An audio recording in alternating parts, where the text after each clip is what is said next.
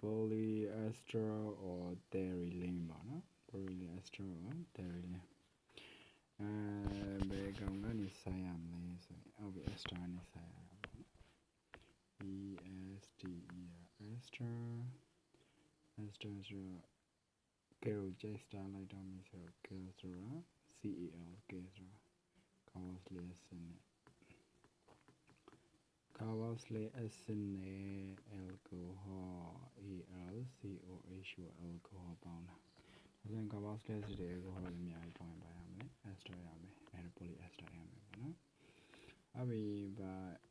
carboxylic acid ဆိုတာဘာ carboxylic acid ဖြစ်မလဲဆိုတော့နော်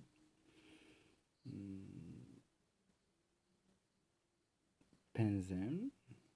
benzene benzene benzene 1,4 dicarboxylic dicarboxylic acid နဲ့နော်ဘာနဲ့ပေါင်းပါလဲဆိုလို့ရှိရင် ethane ethane 1,2 diol နဲ့ပေါင်းပါနော်ဒါဆိုလို့ရှိရင် benzene ဆိုတော့ benzene ဆိုတော့ benzene ring ဆိုမယ်ပေါ့ benzene ရဲ့ carbon number 1နဲ့4မှာ di ဆိုတော့2ခုရှိရမယ် carboxylic acid 2ခုရှိရမယ်လို့ဆိုတယ်ဒါဆိုရင်ဒီကောင်လေးဆွဲလိုက်တာပေါ့ပထမဆုံး benzene ring လေးဆွဲလိုက်မယ် benzene ring လေးဆွဲလိုက်မယ်ဒီမှာတစ်ခုကျော်တစ်ပဲပုံလေးထလိုက်မယ်တစ်ဖက်မှာ carboxylic acid လေးတစ်လုံးရှိမယ်တစ်ဖက်မှာsorry ကျော်သွားတယ်ပေါ့နော်နောက်ပြန်ပြောပါမယ်benzene ဆိုတော့ benzene ring လေးဆွဲလိုက်မယ်ပေါ့ကွာ benzene ring လေးဆွဲလိုက်မယ်ဒီမှာတစ်ပဲပုံဒါ benzene ပဲ benzene ကောင်နံပါတ်1မှာ1 2 3 4 5 6ပေါ့နော်အဲ့ဒီ carbon number 1မှာလဲ carboxylic acid လေးတစ်လုံးလာမယ် carboxylic acid လေးတစ်လုံးလာမယ်ဒီ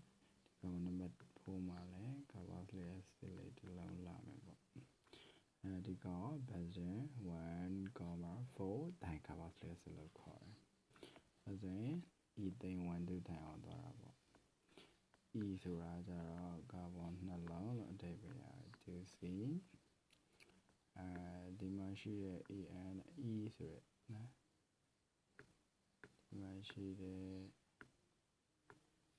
AN E ကကြတော့ဒီမှာရှိတဲ့ AN E ကကြတော့ carbon နဲ့ carbon ကြား single bond ရှာပါဒီမှာရှိတဲ့ 1,2 ကကြတော့အဲ့ဒီ carbon နဲ့ carbon 1 နဲ့ 2ဆိုပြီး carbon number 1တဲ့carbon number တိုင်းဆိုတော့2ခု all ဆိုတော့ OH ဆို2ခုရှိရမယ်လို့စတာပေါ့ carbon နှလုံးရှိရမယ် AN ဆိုတော့ single bond ရှာရမယ် carbon နဲ့ 1 number 1,2အဲ့ဒီ carbon number 1မှာလဲ OH group တစ်ခုရှိရမယ် carbon number 2မှာလဲ OH group တစ်ခုရှိရမယ်ပေါ့နော်ဒါကြောင့်မို့ ethane 1,2 diol formula ဒီပုံစံရှိမယ်ပေါ့နော်အဲ့ဒီနှစ်ခုဘာလုံးမှာလဲဆိုလို့ရှိရင်ပေါင်းပါပေါ့နော်အဲ့တော့ပေါင်းပါဆိုတော့မပေါင်းခင်မှာရှုပ်ထွေးနေတဲ့ပုံစံကို simplify ရှုပ်ရှင်းတဲ့ပုံစံလုပ်မယ်နာမည်လေးရှင်းလေးခေါ်မယ်အဲ့တော့ဒီ benzene ဆိုတဲ့အစိတ်ပိုင်းကြီးကိုဘယ်လောက်လို့ခေါ်ရလဲလေးတောင်တုံးလေးနဲ့အစားထုတ်မယ် C တပည့်ပုံ OH ရှိမယ်ဒီမှာကျတော့လဲ C တပည့်ပုံ OH ရှိမယ်ဒီကောင်ကိုလည်း benzene 1,4 dicarboxylic acid လို့ခေါ်တော့ CARBOH1 carboxylic acid လို့ပဲခေါ်လိုက်မယ်နော်ဒီမှာရှိတဲ့ကောင်ကိုလည်း block လို့ခေါ်တဲ့အတုံးလေးနဲ့အစားထိုးမယ်ဒီဘက်မှာ OH ရှိမယ်ဒီမှာ OH ရှိမယ် ethane 1,2 diol လို့ခေါ်တော့ဒီကောင်တူတူလေးပဲခေါ်ရမယ် diol ပေါ့နော်ဒါဆို carboxylic acid နဲ့ diol နဲ့တက်ပြီးပေါင်းကြတာပေါ့နော်ဒီမှာ blocks လို့ခေါ်တဲ့တောင်းလေးရှိမယ် C တပည့်ပုံ OH ရှိမယ်ဒီမှာကျတော့ C တပည့်ပုံ OH ရှိမယ် OH ရှိမယ်အပေါင်းပေါ့နော်ဒီဘက်မှာက plus လို့ခေါ်တဲ့ term ရှိမယ် OH ရှိမယ်ဒီမှာ OH ရှိမယ်carboxylic acid တစ်ခါလားတိုင်း carboxylic acid တစ်ခါလားတိုင်း တစ်ခါလားပေါ့နော်ဒီတစ်ခါတိုင်း carboxylic acid လိုက်ရမယ် C တပည့်ပုံ OOA ရဲ့ဒီမှာ C တပည့်ပုံ OOA ရဲ့အပေါင်းတိုင်း carboxylic လာပြီဆိုတော့တိုင်း လာရမယ် OH ဆိုမျိုးပေါင်းလိုက်ကြပြီဆိုလို့ရှိရင်ဘယ်လိုပေါင်းလဲacid နဲ့ alcohol ပေါင်းတယ်လို့ပါပဲacid ထဲ acid အပတ်ထဲကနေ OH ကလေးဖယ်မယ် alcohol ရဲ့ H ကလေးဒီ alcohol ရဲ့ H ယူမယ် acid ထဲက OH ကလေးယူမယ် acid ထဲ OH ယူမယ် alcohol ရဲ့ H ကလေးယူမယ်ဒါဆိုရင် alcohol ရဲ့ H ကလေးလည်းတစ်လုံးပြောက်သွားမယ် acid ထဲ OH ကလေးလောက်တော့နောက်ဆုံးပါပဲကျန်တော့မှာလေဆိုလို့ရှိရင်ဒီလိုလေးပဲကျန်တော့ဒီတပည့်ပုံ O block ဒီတပည့်ပုံ O ဒီမှာ O block O C တပည့်ပုံ O block C တပည့်ပုံ O block O ပါနော်ဒါ block လေးနော်ဟုတ်ပြီအဲ့တော့ ဒီ H နဲ့ OH နဲ့ပေါင်းပြီးထွက်သွားမယ်ဒီမှာဘာလေးကျန်လဲဆိုလို့ရှိရင် C တပည့်ပုံ O လေးကျန်နေပြီဒီကောင် ester ligate လို့ခေါ်တယ်ester ligate ဒါဒီလေဒီတပည့်ပုံကိုဆိုတော့ ester ligate လေ ester အများကြီးပေါင်းထားရတဲ့ဒီကောင် poly ester လို့ခေါ်တယ် poly ester နဲ့တမျိုးခေါ်သေးတယ် TERELEN terylene လို့လည်းခေါ်သေးတယ်ဒါပဲဒီလာလဲဆိုလို့ရှိရင်နော် terephthalate acid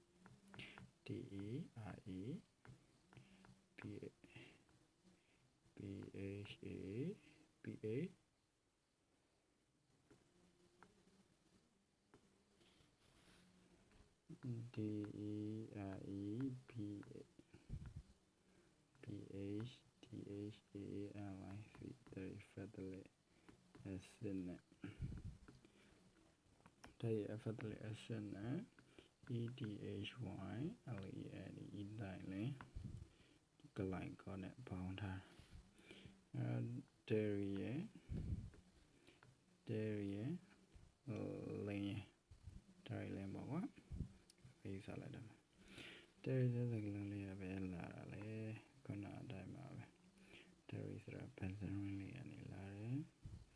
benzene လေးရဲ့ opposite side ဆန့်ကျင်ဘက်တွေမှာhydrogen တစ်လုံးစီဖယ်ထားမယ်ဆိုရင်ဒီကောင်လေးကို dairy လို့ခေါ်ပါတယ် phthaleate ဆိုတာကျတော့ carboxylic acid နှလုံးကိုညွှန်းတယ်ဒါကြောင့်မို့ဒီ hydrogen ဖယ်ထားတဲ့နေရာလေးမှာ carboxylic တစ်လုံးဝင်မယ်ဒီထဲမှာလည်း carboxylic acid တစ်လုံးဝင်မယ်ခုနကဘာနဲ့တူလဲဆိုလို့ရှိရင်benzene 1,4 carboxylic acid တူတူပါပဲဘာနဲ့ပါကွာလဲဆိုရင်ပြီးနေနဲ့ common နဲ့ပဲပါပါ ethylene ဆိုတာဘာနဲ့တူလဲဆိုလို့ရှိရင် ETHENE ethane နဲ့တူတူပါပဲ glycol ဆိုတာ OH နှစ်ခုလို့သိပေးရပါတယ် ethane ဆိုကောင်းနှလုံး ENE ဆိုတော့ transition ဒီမှာ hydrogen နှလုံးဒီမှာ hydrogen နှလုံးအဲဒီ ethane ကို OH နှလုံးရှိတ်ဆက်ရမယ်ဆိုတော့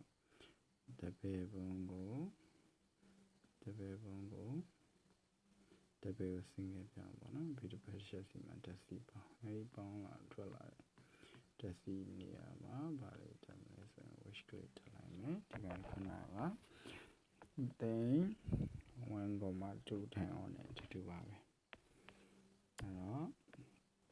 ဒီမှာရှိတဲ့ phthalic acid နဲ့ ethylene glycol ထပ်ခါrepeat ထပ်ခါပေါင်းလိုက်မယ်ဆိုလို့ရှိရင်